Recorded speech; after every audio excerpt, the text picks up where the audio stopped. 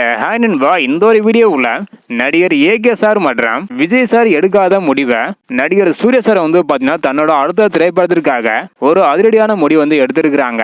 இது பாராட்டுக்குரியதாக வந்து பாத்தீங்கன்னா அமைஞ்சு இருக்குது. அப்படி சூர்யா சார் என்ன ஒரு முடிவு எடுத்திருக்காங்க அப்படின்றத வீடியோக்களை போய் டேட்டா வந்து பார்த்துடலாம். அதுக்கு முன்னாடி உங்களுக்கு பிடித்த ஹீரோ யார் அப்படின்றத மறக்காம கமெண்ட் பண்ணுங்க. ஓகே அன்பா, வாங்க நைக்கான வீடியோக்குள்ள போகலாம். ஓகே அன்பா, முதலாவதாக ரெட்ரோ திரைப்படத்தை வந்து பாத்தீங்கன்னா 60 கோடி பட்ஜெட்ல எடுத்திருந்தாங்க. இந்த ஒரு திரைப்படத்தோட மொத்த வசூல் வந்து பாத்தீங்கன்னா உலகம் முழுவதும் 235 கோடி அப்படின்றத சொல்லியிருந்தாங்க.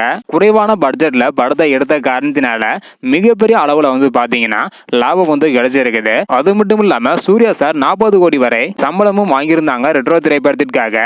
இந்த ஒரு நிலையில தற்பொழுது இதற்கு அப்புறம் சூர்யா சார் நடிக்க போகும் அனைத்து திரைப்படத்துக்குமே வந்து பாத்தீங்கன்னா குறைவான பட்ஜெட்லயே, அதாவது மேக்சிமம் 60 கோடிக்கு உள்ளே படத்தை எடுத்து அதிகமான லாபத்தை கொடுக்க சூர்யா சார் திட்டமிட்டு இருக்கிறாங்களாம். அது மட்டும் இல்லாம தன்னோட சம்பளத்தையும் வந்து பாத்தீங்கன்னா உயர்த்தாம 40 கோடி அளவிலேயே கடைபிடிக்கவும் சூர்யா சார் திட்டமிட்டிருப்பதாக ஒரு தகவல் வந்து பாத்தீங்கன்னா கிடைச்சிருக்குது. இப்ப எல்லாமே வந்து பாத்தீங்கன்னா மேக்சிமம் அதிகமான பட்ஜெட்ல படத்தை எடுத்து குறைவான லாபத்தை கொடுக்குறாங்க.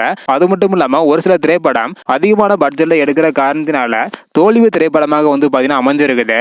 இதையெல்லாம் கருத்தில் கொண்டு சூர்யா சார் இப்பவும் இனி வரும் படங்களிலும் பட்ஜெட்டையும் சம்பளத்தையும் இப்போது இருக்கும் அளவுக்கு படத்தை எடுக்க திட்டமிட்டு இருக்கிறாங்களாம். சூர்யா சார் எடுத்துள்ள இந்த ஒரு முடிவை பத்தி உங்களோட கருத்து என்ன அப்படின்றத மறக்காம கமெண்ட் பண்ணுங்க.